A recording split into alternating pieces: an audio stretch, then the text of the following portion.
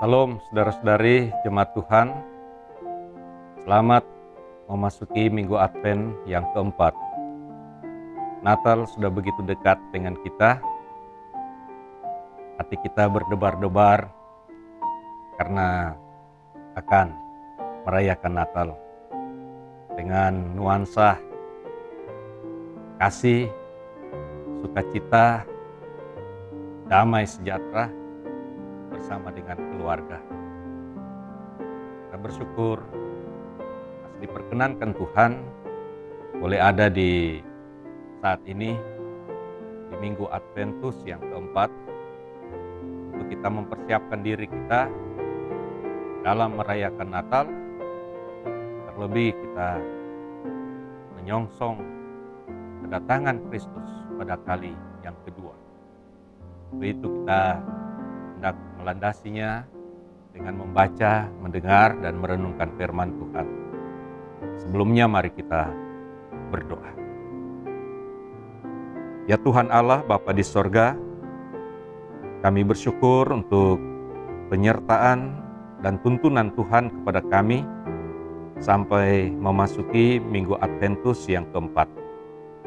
Kami memohon kiranya Engkau menerangi hati dan pikiran kami dengan firman-Mu oleh tuntunan kuat kuasa Roh-Mu, supaya kami memahami apa yang mestinya kami lakukan dalam mempersiapkan diri untuk merayakan Natal, terlebih di dalam kami menyongsong hari kedatangan-Mu yang mulia pada kali berikut. Kami mau mendengarkan firman-Mu saat ini, dan biarlah Engkau berkenan nantinya memeteraikannya dalam hati dan pikiran kami. Dan jadikanlah kami bukan hanya sebagai pendengar firman, melainkan pelaku-pelaku kebenaran, supaya nama-Mu dipuji dan dipermuliakan.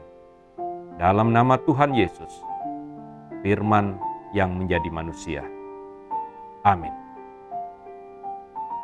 Saudara-saudari jemaat Tuhan, bagian pembacaan kita dalam rangka refleksi ataupun perenungan kita dalam Minggu Adventus yang keempat saat ini terambil dari kitab Wahyu pasal 21. Wahyu 21, kita akan membaca dari ayatnya yang pertama sampai ayatnya yang ke-8.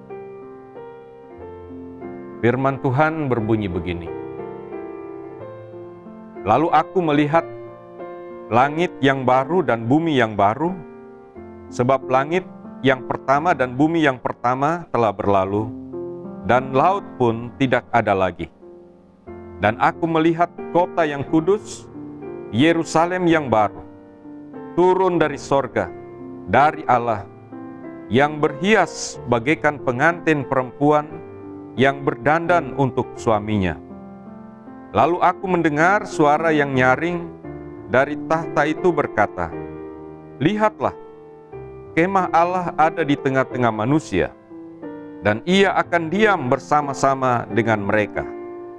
Mereka akan menjadi umat-Nya, dan Ia akan menjadi Allah mereka. Dan Ia akan menghapus segala air mata dari mata mereka, dan maut tidak akan ada lagi.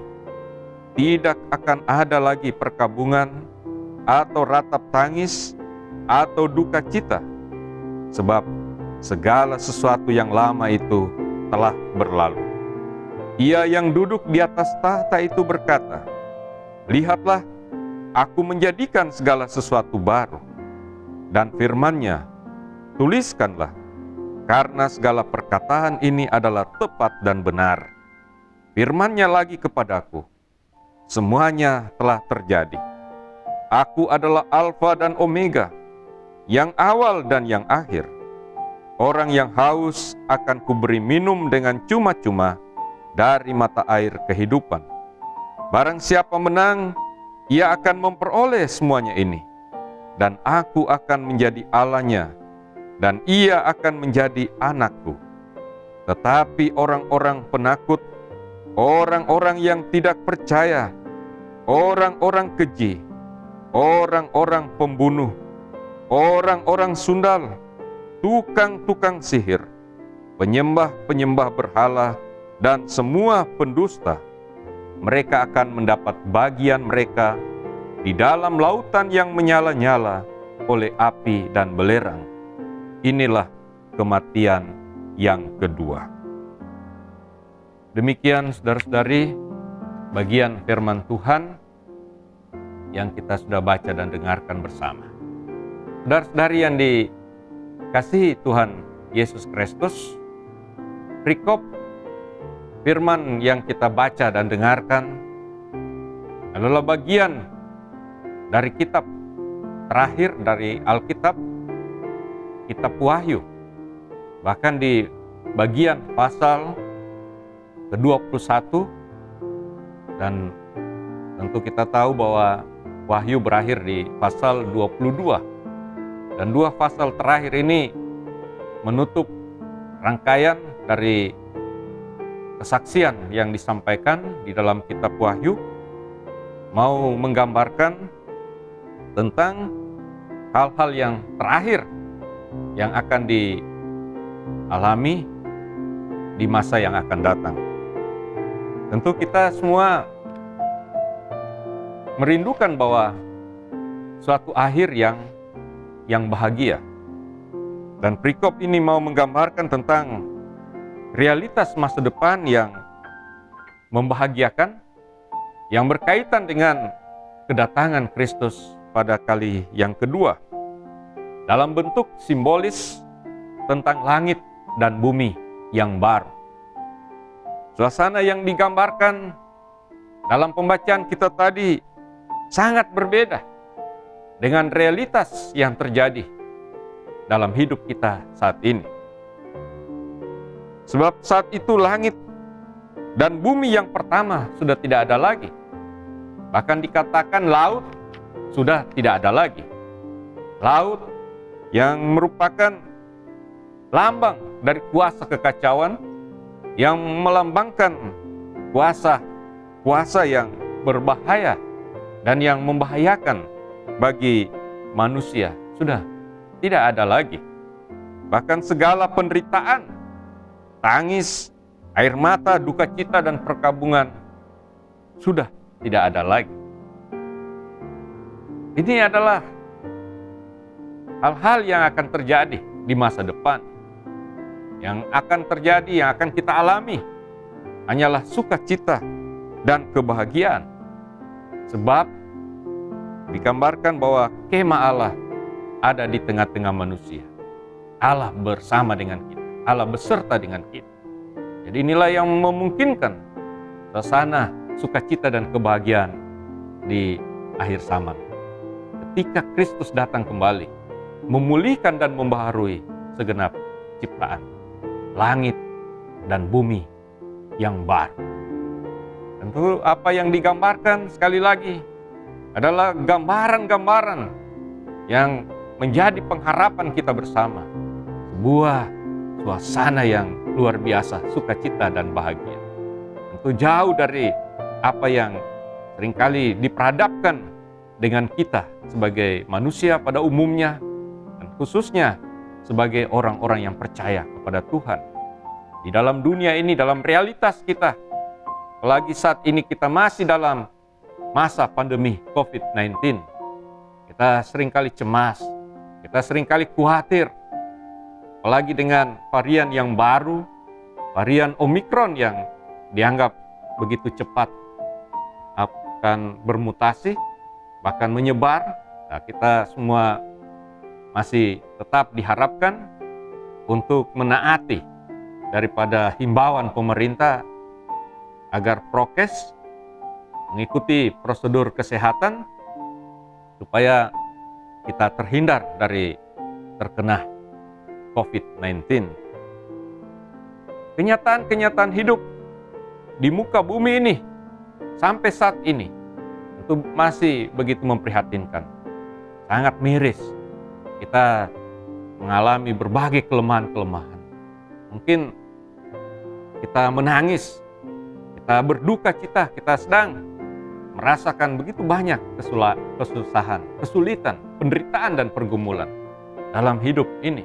Dan inilah kenyataan yang kita harus hadapi. Saya kira kita tidak memungkiri, ini realitas hidup ini. Kita tidak mungkin bisa bersembunyi, kita tidak mungkin bisa melarikan diri dari kenyataan ini. Semua manusia menghadapi, termasuk kita juga setiap saat harus siap menerima kenyataan menghadapi kematian. Dan hidup ini merupakan anugerah dari Tuhan untuk kita jalani dan nikmati, walaupun di tengah-tengah berbagai badai-badai hidup yang menerpa kita. Dan di tengah-tengah suasana atau situasi dan kondisi sedemikian itulah kita mendengarkan firman Tuhan yang menggambarkan tentang pengharapan akan masa depan. Pengharapan yang akan terjadi, yang akan kita alami ketika Kristus datang kembali pada kali kedua. Dia datang sebagai hakim, tetapi juga sebagai juru selamat bagi kita, yang mengasihi kita, yang mau supaya kita akan menikmati kehidupan yang penuh dengan kebahagiaan. Jadi gambaran yang disampaikan dalam Wahyu ini adalah gambaran akhir yang membahagiakan. Walaupun kita mungkin dalam perjalanan hidup sekarang mengalami begitu banyak kesulitan, kesusahan, tentu kita ingin akhir yang membahagiakan. Proses-proses hidup memang berlika-liku. Ya, mungkin banyak dinamika kehidupan, tidak selalu naik gunung, tetapi kadang turun di lembah yang curam. Tetapi kita selalu rindu akhir yang membahagiakan, happy ending. Dan inilah yang kita ingin alami nantinya, menjadi pengharapan kita bersama sebagai orang-orang yang percaya. Dan bagaimana kita dapat mengalami semua apa yang digambarkan ini? Bagaimana sebagai orang-orang percaya kita akan menikmati hidup yang kekal bersama-sama dengan Tuhan yang ada di tengah-tengah hidup dan membuat kehidupan itu begitu indah, begitu membahagiakan. Semua ini akan dialami oleh orang-orang percaya kalau kita setia mengikut Tuhan di tengah-tengah berbagai realitas kehidupan saat ini. Jadi setia merupakan kata kunci yang perlu kita renungkan bersama, yang perlu kita perhatikan, dan bukan hanya sekedar kita mengerti, tapi kita hayati dan praktekkan di dalam hidup. Kesetiaan adalah sikap yang kita butuhkan sebagai orang-orang percaya dalam penantian akan kedatangan Kristus. Yesus berkata dalam Wahyu 2 ayat 10, "Hendaklah engkau setia sampai mati, dan aku akan mengaruniakan kepadamu mahkota kehidupan." Tuhan Yesus mengingatkan kepada umat, orang-orang percaya, di tengah segala kesusahan, di tengah berbagai penderitaan, bahkan aniaya yang diperhadapkan kepada mereka, supaya mereka tetap setia. Apa arti setia, saudara-saudara? Setia tentu bukan singkatan dari setiap tikungan ada. Setia berarti berpegang teguh, patuh dan taat. Itu kata kamus. Seseorang yang setia tentu seorang yang dapat dipercaya, seorang yang dapat diandalkan, seorang yang memiliki keyakinan yang sungguh-sungguh, memiliki keyakinan yang teguh, dan juga sekaligus yang bertanggung jawab di dalam hidup ini. Seorang yang bukan hanya dia punya keyakinan yang kokoh, yang teguh, yang tangguh, sehingga tidak mudah bergeser, tidak mudah bergoncang apapun tantangan dan kesulitan, tetapi juga yang bertanggung jawab, yang melaksanakan apa yang menjadi amanah, apa yang diberikan kepercayaan kepadanya, apa yang menjadi panggilannya, apa yang menjadi tujuan hidupnya sesuai dengan kehendak Tuhan, dan dia bertanggung jawab, dia melakukannya dengan patuh, dengan taat. Inilah kesetiaan yang diharapkan daripada kita. Jadi orang-orang yang percaya kepada Tuhan itu diharapkan tetap teguh di dalam iman dan pengharapan, patuh dan taat, melaksanakan segala kehendak Tuhan. Itu firman Tuhan senantiasa mengingatkan, lalu diberitakan kepada kita, apalagi di masa-masa raya Advent. Saat ini kita diingatkan, dan juga nanti Natal dan Tahun Baru, banyak firman yang akan disampaikan, diberitakan kepada kita. Dan banyak orang-orang yang tadinya mungkin jarang beribadah, apalagi mungkin baru lagi beribadah setelah sekian bulan, sekian waktu jauh dari Tuhan. Kita semua diingatkan firman Tuhan ini, bahwa tentu hal-hal yang lama yang tidak berkenan kepada Tuhan harus ditinggalkan. Kita harus membaharui hidup kita untuk setia kepada Tuhan, karena orang yang setialah yang akan memiliki akhir yang membahagiakan. Kita diharapkan tidak menyangkal Kristus, tidak gampang tergoda, tidak gampang terbujuk rayuan-rayuan dunia ini sehingga murtad, sehingga kita menyangkal Kristus, menjual Kristus dari kehidupan kita. Kita harus tetap bersaksi dan melayani Tuhan sampai mati, baik dalam pelayanan kepada Tuhan secara dalam artian kita beribadah, kita memuji memuliakan Tuhan, tetapi juga bagaimana kita menunjukkan perhatian dan kepedulian kita kepada sesama. Saya kira inilah yang diharapkan daripada kita sebagai panggilan dan pengutusan kita, orang-orang yang percaya.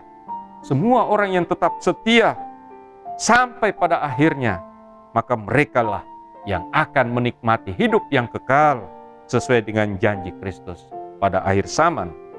Tidak gampang pastinya kita setia dalam masa penantian, dalam menunggu saat kedatangan Kristus kali yang kedua. Namun Roh Kudus akan menolong dan memampukan setiap orang yang sungguh-sungguh mau berserah kepada Tuhan.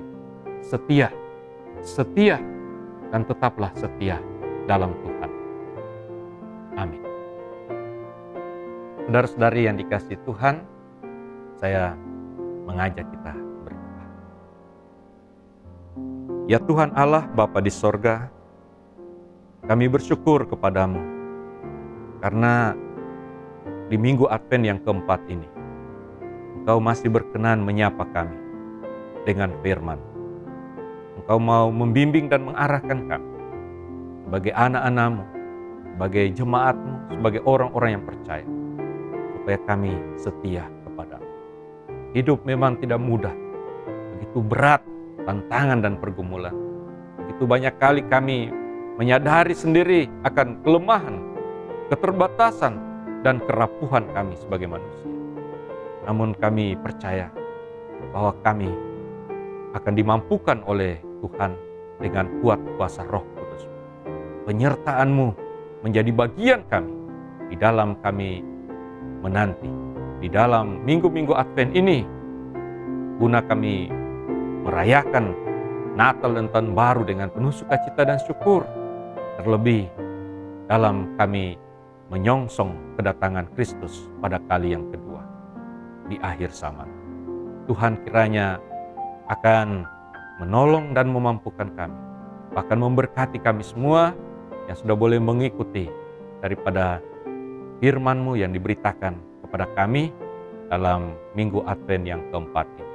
Berkati seluruh jemaat dalam segala rupa kehidupan mereka, baik rencana, harapan, maupun pergumulan-pergumulan apapun. Mereka mau taruh itu semua di dalam tangan kasih dan kuasa-Mu. Biarlah Engkau sendiri yang beracara dalam hidup kami, akan senantiasa melengkapi, menolong, dan memberkati kami.